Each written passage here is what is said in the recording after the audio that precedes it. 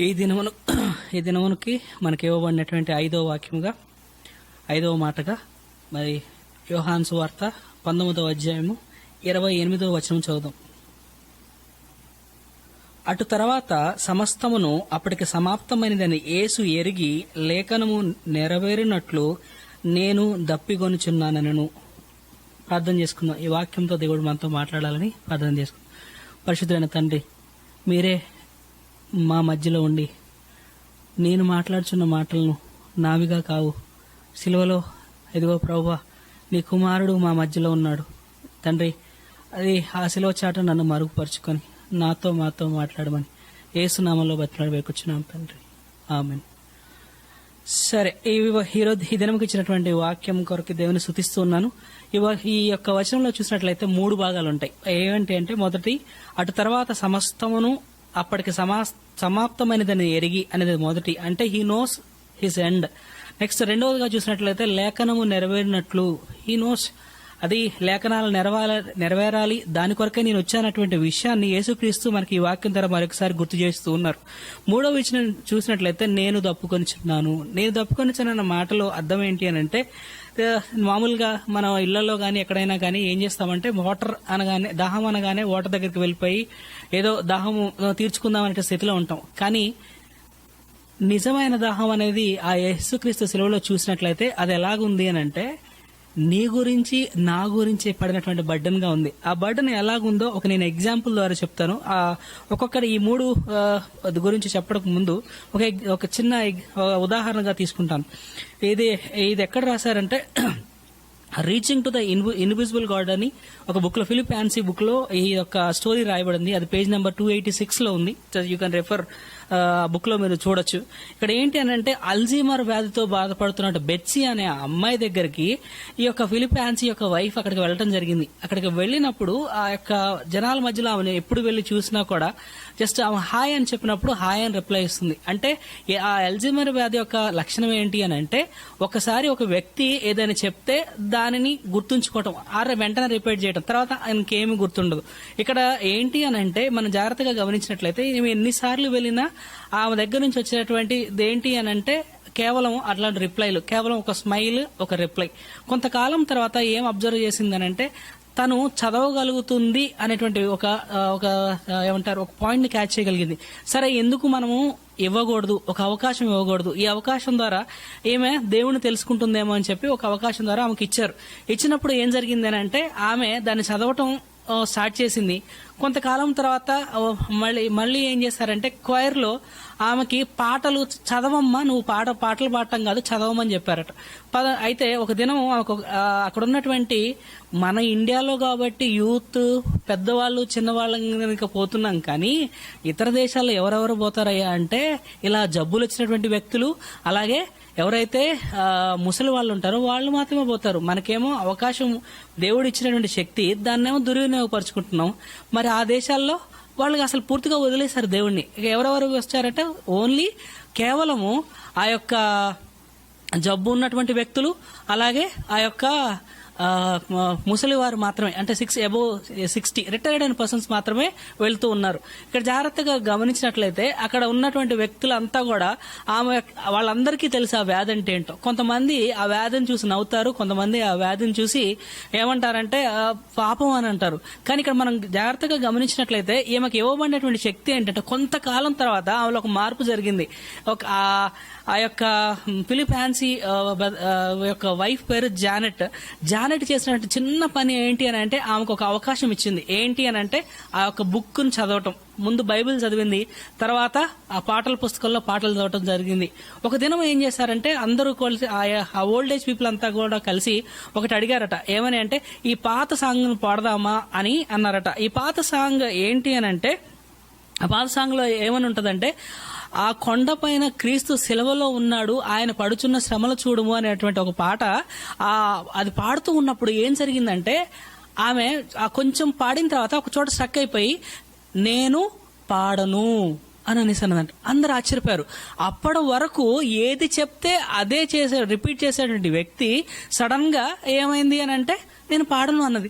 మళ్ళీ పర్లేదని చెప్పి జానట్ ఆమె దగ్గరికి వెళ్ళి భుజం తట్టి అమ్మ నువ్వు మళ్ళీ పాడమ్మా అంటే మళ్ళీ పాడింది. అక్కడికి వచ్చేసరికి మళ్ళీ ఆగిపోయింది. ఇది వాళ్ళకి అర్థం కాలేదు. ఏం జరుగుతుంది. అక్కడ ఆమెకి దుఃఖం కలిగింది. ఎలాంటి దుఃఖం అంటే యేసుక్రీస్తును సిలువలో వేసినటువంటి దుఃఖం ఆమె హృదయంలో కదిలింది. అందుకని ఇంతకాలము కూడా ఈ వ్యక్తిని చూసి నవ్వినటువంటి వ్యక్తులు, ఈ వ్యక్తిని చూసి అపహాసం చేసినటువంటి వ్యక్తులు ఇప్పుడు ఆశ్చర్యపోయి చూడటం వాళ్ళ వంతైంది. రీజన్ ఏంటి అంటే ఆ బర్త్డే ఆమెకి తెలిసింది. ఇప్పుడు సరే మనం వాక్యంలోకి వెళ్దాం. ఈ వాక్యంలోకి వెళ్ళినట్టయితే మొదటిగా ఏంటంటే హీ నోస్ ద ఎండ్. యేసుక్రీస్తు తెలిసి కూడా ఎందుకు చనిపోవాల్సి వచ్చింది? ఇది మనకి మొదటి నుంచి చాలా మందికి మనసులో ఉన్నటువంటి అంశం. ఎందుకు చనిపోవాల్సి వచ్చింది అని అంటే మనం ఆదికాండము 2వ అధ్యాయం 17వ వచనంలోకి, ఆదికాండం 3వ అధ్యాయం 17వ వచనంలోకి వెళ్ళినట్లయితే 2వ అధ్యాయం 17వ వచనంలో చూసినట్లయితే నువ్వు నీ ఈ ఫలమును తిని ఎల్ల నిశ్చయముగా నువ్వు చచ్చెదవు అని ఉంటుంది 2వ అధ్యాయం 17వ వచనంలో. 3వ అధ్యాయం 17వ వచనంలో ఏమని ఉంటుంది? చివరిలో ఏమని ఉంటుంది? ప్రయాసతోనే నీవు బ్రతుకు దినములో నీవు ఉంటావు అని ఉంది. ఆ కాన్సెప్ట్ ని, అక్కడున్న లాజిక్ ని అర్థం చేసుకోవడం ఎవరి వల్ల కాలేదు.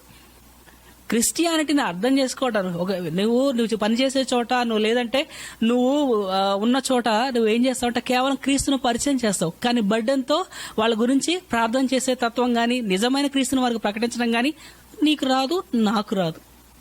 అవి నేర్చుకోవడంలో మనం ఫెయిల్యూర్. అందుకనే ఆయన సిలువలో మనమే చంపేశాం, వేరెవరో కాదు, నేను చంపేశాను. సో మనం జాగ్రత్తగా గమనించినట్లయితే హీ నోస్ ద ఎండ్. ఎందుకోసం చనిపోవాల్సి వచ్చింది? ఎంత చెప్పినా మారినటువంటి వ్యక్తివి, ఎంత చెప్పినా కూడా విననటువంటి వ్యక్తివి. భార్యను పట్టించుకోవు, పిల్లలను పట్టించుకోరు, అలాగే తన యొక్క ఉన్నటువంటి పరిస్థితులను పట్టించుకోడు. తన వ్యసనాలే, తన యొక్క స్థితే దేనిని కూడా పట్టించుకునే స్థితిలోకి వెళ్ళిపోయింది. ఆ అమ్మాయికి నీకు తేడా ఏంటంటే, ఆ అమ్మాయి కేవలం నీకు నాకు తేడా ఏంటంటే ఆ అమ్మాయి కేవలం ఓన్లీ రిపీట్ చేయగలుగుతుంది. ఆ తప్పే నువ్వు ప్రతిసారికి చేస్తావు. నీకు కలిసినటువంటి వ్యక్తులు నువ్వు క్రీస్తుని తెలుసుకున్నావా అని అడిగితే నాకు తెలుసులే, అది వ్యసనం. సరే దీనికి నేను ఒక ఎగ్జాంపుల్ చెప్తాను. యేసుక్రీస్తుకి రైట్ సైడ్ ఒకళ్ళు, లెఫ్ట్ సైడ్ ఒకళ్ళు సిలువ వేయబడ్డారు. సిలువ వేయబడటానికి సాదృశ్యం ఏంటంటే అక్కడ ఎవరైనా పెద్ద తప్పు చేస్తేనే మాత్రమే సిలువ వేయబడుతుంది. సో వారి పాపం అనేది సిలువ వేయబడటానికి ఆ దినాల్లో ఒక సాదృశ్యంగా ఉంది. అయితే జాగ్రత్తగా గమనించినట్లయితే ఒక వ్యక్తి ఏమో అపహసించినట్లుగా నువ్వు కాపాడుకోవచ్చు కదా అనేటువంటి ఒక మాట అన్నాడు. రెండవ వ్యక్తి ఏమో నన్ను నీవు గుర్తు చేసుకున్నావా అని అడిగాడు. ఈ రెండు వ్యక్తుల్లో చూస్తుంటే ఒకళ్ళు దీనత్వం ఉంది, ఒకళ్ళు నువ్వు ఏదైనా చేయగలవు కదా అనేటువంటి వ్యక్తి. దీనత్వాన్ని యేసుక్రీస్తు సిలువలో చూపించగలిగితే మనం ఎలా ఉన్నామంటే ఇతర వ్యక్తులకి మనం క్రీస్తుని ప్రకటించలో ఎలా ఉంటామంటే భయం. మనకి నిజమైన భయం క్రీస్తులో ఉండాలి, కానీ ఎదుటివానికి ప్రకటించడంలో భయం ఉండకూడదు. ఇంకను మనం వెళ్ళినట్లయితే ఇది ఆయన కావాలని డెత్ అనేది నిజం. ఎందుకనంటే నీ పాపముల కొరకు నేను చనిపోవాలి. ఆదాము అక్కడ చేసిన పాపం కొరకు ఆ యొక్క కన్ఫ్యూజన్ ని, ఆ యొక్క కాన్ఫ్లిక్ట్ ని తీసేయాలంటే ఉన్నదన్న ఒకటే ఒక రీజన్ ఏంటి అని అంటే దాని నుంచి తీసేయాలి. ఎలా తీసేయాలంటే డెత్ ద్వారానే. రెజరెక్షన్ అనేది ఎప్పుడు వస్తుందో దాని నుంచే తీసేయచ్చు. సో దాన్ని తీసివేయడానికి దేవుడు చూసుకున్న మార్గం ఏంటి అని అంటే ఇదే, హీ నోస్ ద డెత్. అందుకనే తండ్రి దగ్గరికి వెళ్ళి నీ గురించి నా గురించి మొరపెట్టుకున్నాడు. ఏమని అంటే నీ చిత్తం అయితే నా ముందు నుంచి గిన్నె తీసేవా అని అడిగాడు. ఎందుకంటే నువ్వు నేను రక్షించబడాలి. నువ్వు నేను రక్షించబడకపోతే మన లైఫ్ మనం పాడు చేసుకుంటాం అనే విషయం యేసుక్రీస్తుకి ఆనాడో తెలుసు. ఎప్పుడో మన దావీదు వంశం నుంచి యేసుక్రీస్తు వంశానికి మనం చూసినట్లయితే మత్తయి సువార్త 1వ అధ్యాయంలో ఉన్నటువంటి మనం ఒక వంశ సరావళి చూసినంటే 14 ఏమంటారు మన జనరేషన్స్, 14 జనరేషన్స్ అనేవి మనం చూస్తాం. అంటే ఒక 14 అంటే 490 ఇయర్స్. ఒక 14 అంటే 490 ఇయర్స్. ఈ 490 ఇయర్స్ ప్లస్ 490 ఇయర్స్, ఇంత గ్యాప్ లో ఉన్న వ్యక్తులకి అప్పుడున్న వ్యక్తులు చెప్పిన మాటలు ఎలా అర్థమయ్యాయి, ఎలా నెరవేర్చాలని తెలిసాయి? దేవుడికి ఇదంతా కూడా ప్లాన్. మనకి తెలియని వ్యక్తులకి అభాస్యంగా ఉండొచ్చు, కానీ తెలిసిన వ్యక్తులకి, హృదయం చెవులున్న వ్యక్తులకి, అర్థం చేసుకోగలిగిన వ్యక్తులకి ఇది నిజం. ఆయన శిలువలో బంధించబడటం నిజమైతే, ఆయన శిలువలో రక్తం కార్చడం నిజమైతే ఇది నిజం. సరే, ఇంకొన చూద్దాం. లేఖనములు, సరే దీనికి లేఖనములు నెరవేరినట్లు, లేఖనములు నెరవేరాలి. ఎలా నెరవేరాలి? సరే, నేను చెప్పాను కదా 14 జనరేషన్స్ ఉన్నాయి కదా. సరే, కీర్తనల గ్రంథము 69వ అధ్యాయము 21వ వచనం చూసుకుందాం. ఇక్కడ ఏమని రాయబడి ఉంది అని అంటే, వారు చేదును నాకు ఆహారంగా పెట్టిరి, నాకు దప్పి అయినప్పుడు చిరకను త్రాగనిచ్చిరి. నాకు ఈ వచనంను దేవుని సన్నిధానంలో కనిపెడుతూ ఉన్నప్పుడు ఎంత బాధపడ్డానంటే చాలా బాధపడ్డాను. భార్యల వల్ల బాధపడే వ్యక్తులు చాలా తక్కువ. భర్తలు భార్యలను బాధించే వాళ్ళే ఎక్కువ. ఎందుకు అనంటే అండర్స్టాండింగ్ ఉండదు, ముందు భార్యను అర్థం చేసుకునే స్థితి ఉండదు. ఎందుకు నేను ఈ కంపారిజన్ చెప్పాల్సి వచ్చిందంటే, ఆదామును హవ్వను నిర్మించిన దేవుడే, కుటుంబాన్ని నిర్మించిన దేవుడే. ఆ కుటుంబం ఇప్పుడు నాశనం అవుతుంటే ఆ నాశనం నుంచి కాపాడడానికి యేసుక్రీస్తు సిలువలో బంధించబడ్డాడు. యేసుక్రీస్తు అడిగిన మాట ఏం తెలుసా? నేను దాహంగా ఉన్నాను. నీ ఇంట్లో నీ చిన్నపిల్లలు, నీ ముసలి వాళ్ళు, లేదంటే నీకు తెలిసినటువంటి వ్యక్తులు ఇంటికి వచ్చి దాహం ఏమంటే ఏమిస్తావు? వాటర్ ఇస్తావా? అన్నా ఏం కావాలి? లెమన్ వాటర్ కావాలా? షుగర్ వాటర్ కావాలా? టీ కావాలా? కాఫీ కావాలా? నువ్వేమిచ్చావు తెలుసా? రోజు నువ్వు యేసుక్రీస్తుకి ఇచ్చేటువంటిది ఏంటి తెలుసా? చేదు, చిరక. ఎంత భయంకరం తెలుసా? నేను స్టేజ్ మీద ఉన్నటువంటి వ్యక్తులు ఏడవకూడదన్నాను, కానీ నాకు కన్నీళ్ళు వస్తున్నాయి, ఆగట్లేదు. ఎందుకనంటే ఆ స్థితిలో నేనున్నాను. మన రోజు మన కుటుంబాలు వచ్చేది, మన పిల్లలకు నేర్పించేది కానీ, మన పిల్లల నుంచి బయటికి వెళ్లేది కానీ, మన కుటుంబం నుంచి బయటికి వెళ్లేది కానీ ఏముంది తెలుసా? చేదు, చిరక ఉంది. ఈ చిరక అనేది ఎవరిస్తున్నారంటే నువ్వే. నీ పిల్లలకి నువ్వు ఇవ్వగలుగుతావా? ఇవ్వలేవు. ఎందుకంటే ప్రేమ. మరి అదే ప్రేమ యేసుక్రీస్తు నీకు నాకు చూపించినప్పుడు, మరి ఆ సిలువలో రక్తమును కార్చిన దాన్ని బట్టి చూస్తున్నప్పుడు నీకెలా అనిపించాలి, నాకెలా అనిపించాలి? అవన్నీ గుర్తుకురావు. ఎందుకంటే సిలువ వేయబడినటువంటి వ్యక్తుల్లో రెండో వ్యక్తిలో ఉన్నటువంటి స్వభావం మనలో ఉంది. ఆ గర్వం అనే స్వభావం తీసుకోలేము. అది తీసుకోవాలి అని అంటే చాలా తగ్గించుకోవాలి. యేసుక్రీస్తు తనను తాను తగ్గించుకుంటా చూస్తే ఆశ్చర్యం అనిపిస్తుంది. మీరు ప్రార్థన చేస్తే కార్యాలు ఎవరు చేస్తారండి? యేసుక్రీస్తు చేస్తాడు. ఆయన ఎందుకు చేయాలి? మీరు ఇల్లు కొనుక్కోవాలంటే ఆయన ముందుగా మీరు ప్రార్థన చేస్తారు, దేవా నాకంటే ముందుగా వెళ్ళి ఆ ఇల్లు చూడు, నాకు దాన్ని సిద్ధపరచము. దేవా నాకంటే ముందుగా నా ఉద్యోగం సిద్ధపరచము.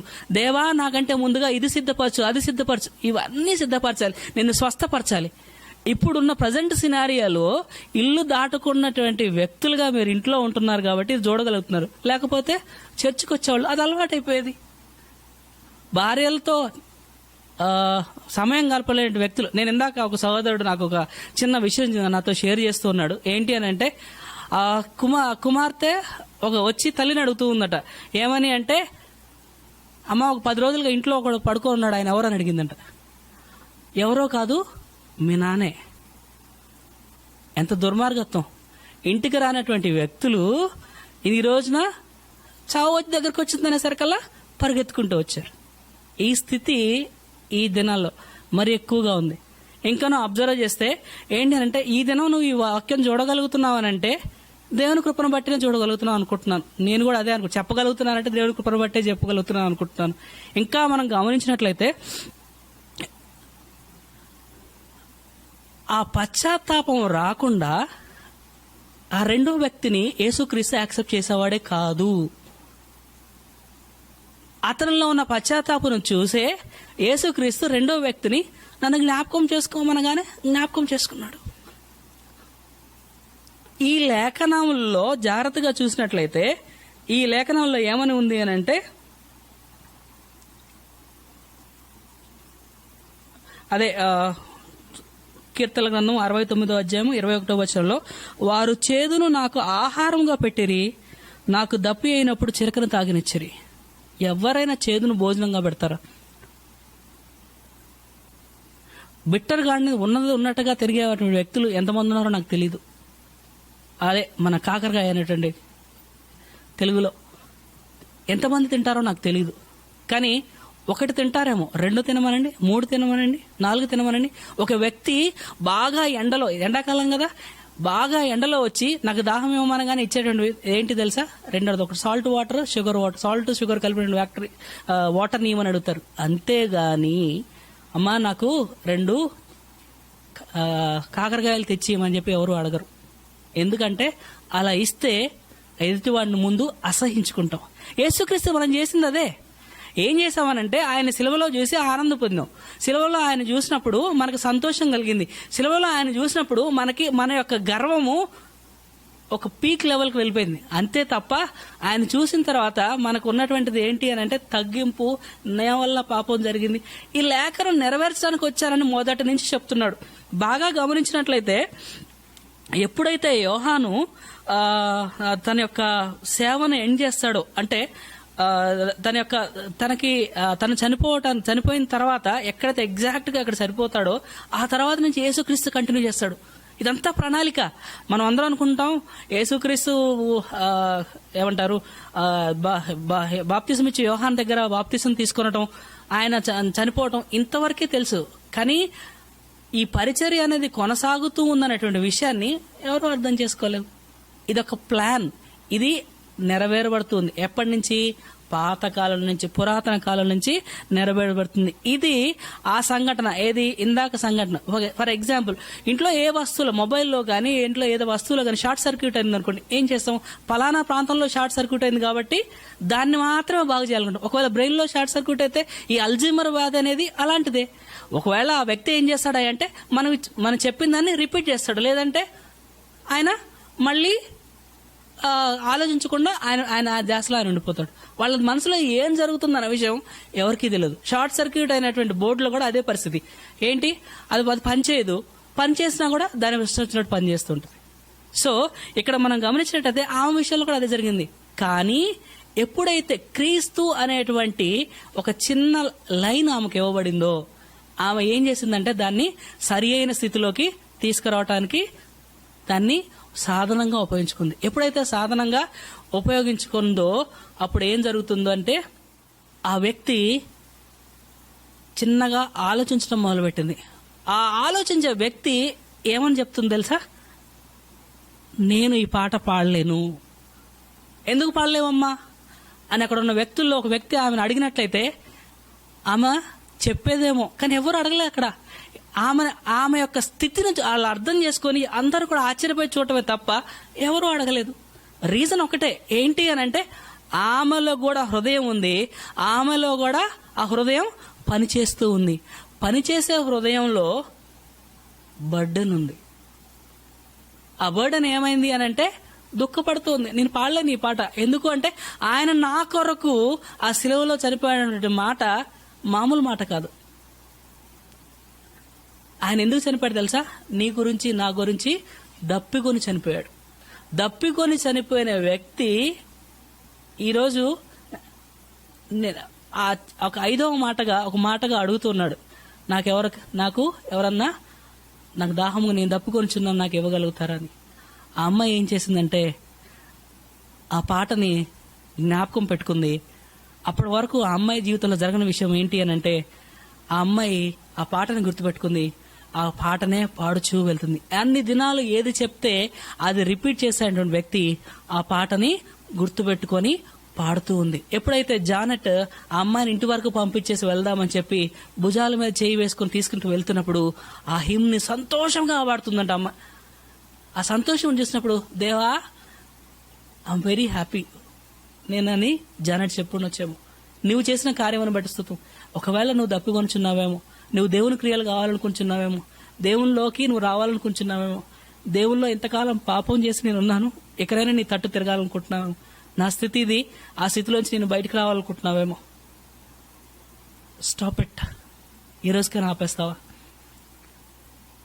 ఒక్క తెలియనటువంటి ఒక సూక్ష్మకణం నిన్ను చంపేస్తుందంటేనే నువ్వు ఇంటికి అతకపోయావు. అదే నిన్ను చంపగలిగేవి చాలా ఉన్నాయని తెలిస్తే నువ్వు బయటకు వస్తావా? సో అర్థం చేసుకోండి, ఇదేదో మాయ కాదు, మర్మం కాదు, ట్రూ, నిజం. ఈ నిజాన్ని యాక్సెప్ట్ చేయటానికి నీ హృదయంలో ధైర్యం ఉండాలి. ఆ ధైర్యం ఏంటి అని అంటే ఇదే, ఆ అమ్మాయి జీవితంలో జరిగిందే. నీ మైండ్ సరిగ్గా ఉంటే అన్నీ సరిగ్గా ఉంటాయి. మొదట నీ హృదయాన్ని శుభ్రపరచుకో, నీ మైండ్ని శుభ్రపరచుకో, అలాగే నీ శరీరాన్ని శుభ్రపరచుకో. అన్నిటికీ ఒకటే చేయాల్సిందల్లా ఒకటే, దేవుని దగ్గరకు వచ్చి పశ్చాత్తాపడటమే. ఎప్పుడైతే నువ్వు పశ్చాత్తాపడతావో అప్పుడు దేవుని యొక్క దాహం తీర్చినటువంటి వ్యక్తిగా ఎలాంటి నీళ్ళు ఇచ్చిన వారు ఉంటావు తెలుసా? మంచి నీళ్ళు ఇచ్చినటువంటి వారిగా ఉంటావు. సరే, చివరిగా నేను దప్పికొనుచున్నాను మాట ఆయన అన్నప్పుడు ఆయన మనుషుల స్వభావం ఎలా ఉంటుందంటే, నేను ఆయనకి ఇస్తున్నాను కానీ ఆయన నాకేమిస్తాడు. మనుషుల స్వభావం ఇది, దారుణమైన స్వభావం. ఒక వ్యక్తి కష్టాల్లో ఉన్నాడంటే సరే ఇన్ని రోజులు లేని ఈ రోజు జరుగుతుంది చెప్తా వినండి. ఏంటి అని అంటే, ఇన్ని రోజులు పక్కవాడు నాకంటే ఎదుగుతున్నాడు, వాడితో పాటు నేను ఎదగాలనుకునే వ్యక్తులు ఇప్పుడు పక్కవాడు బాగుంటే చాలు అనుకుంటున్నాడు. ఎందుకు? వాడికి వస్తే వీడికి వస్తుందేమో, చచ్చిపోతాడేమో, అంతే. నేను చచ్చిపోతే నా కుటుంబం అంతా చచ్చిపోద్ది. ఈ సంపాదన అంతా ఏం కావాలి, నేను సంపాదించుకుంది అంత ఏం కావాలి, ఇల్లు కట్టుకుంది కావాలి, ల్యాండ్ కొనుక్కుంది ఏం కావాలి, కార్లు కొనుక్కుంది ఏం కావాలి, ఇవన్నీ ఏం కావాలి. సరే, యేసుక్రీస్తు మనకిచ్చేటువంటి గొప్పది ఏంటంటే, ఎందుకంటే మానవ స్వభావం కాబట్టి అని చెప్పాను కదా. ప్రకటన గ్రంథము 22వ అధ్యాయము 17వ వచనం చూద్దాం. అది 2వ భాగంలో ఉంటది. దప్పికొనిన వారిని రానిమ్ము, ఇచ్చయించు వారిని జీవజలమును ఉచితంగా పుచ్చుకొను. సరే, ఇక్కడ మనం బాగా గమనించి అర్థం చేసుకున్న విషయం ఏంటి అని అంటే, ఫ్రీగా ఇస్తున్నాడు. ఫ్రీగా ఇస్తే మనకి ఇష్టం కదా, చాలా ఇష్టం. దేవుల్లో నిలబడేటువంటి స్థితి ఉన్నా కూడా ఫ్రీగా అంటే చాలా ఇష్టం. ఏ స్థితిలో ఉన్నావో గమనించుకో సహోదరా, ఏ స్థితిలో ఉన్నావో గమనించుకో సహోదరి. ఈ దినం కూడా నేను అల్జీమర్ వ్యాధి కలిగినట్టు ఆమె కంటే కూడా దయనీయ స్థితిలో ఉన్నానా? ఒకవేళ నువ్వు అదే స్థితిలో ఉంటే, ఇప్పటికైనా మారకపోతే, దేవుని రాకల్లో ఎత్తబడేటువంటి వ్యక్తుల్లో నువ్వు ఉండగలుగుతావా? దానికంటే ముందుగా యేసుక్రీస్తు దాహం తీర్చిన వ్యక్తుల్లో మొదటి వరుసలో నువ్వు ఉంటావా? నిన్ను నువ్వు పరీక్షించుకుని. దేవుడి వాక్యం దీవించును గాక. ఐ థర్స్ట్, నేను దప్పిగొనుచున్నాను. ఇది ఆయన ఆఖరిగా ఇహలోక సంబంధమైనటువంటి దప్పిక విషయమై ఆయన మాట్లాడుతుండినారు. తన యొక్క శిష్యులతో అంతకు ముందు రాత్రి ఆయన ఆ పరిశుద్ధ సంస్కారములో పాలు పొందింటున్నారు. అది అయిన తర్వాత ఎన్నో గంటల వరకు కూడా ఆయన ఏమీ తాగకుండా దప్పికొన్నారు. ఇంకొకటి ఏమిటంటే, సాతాను శక్తులతో ఆయన పోరాడి ఆ యుద్ధమును బట్టి ఆయన దప్పికొని ఉన్నారట. ఆ యుద్ధమును బట్టి ఆయన దప్పికొని ఉన్నారు. A word to all of us.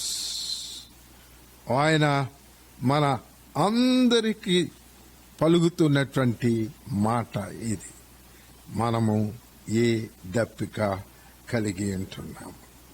ఆయన ఏమంటున్నారో తెలుసా? నేను లోకమును జయించున్నాను, ధైర్యముగా ఉండండి. యోహాను సువార్త 16:33, 17, 11.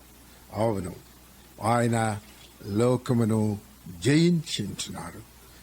ఈ లౌకిక సంబంధమైనటువంటి దప్పిక మీద మన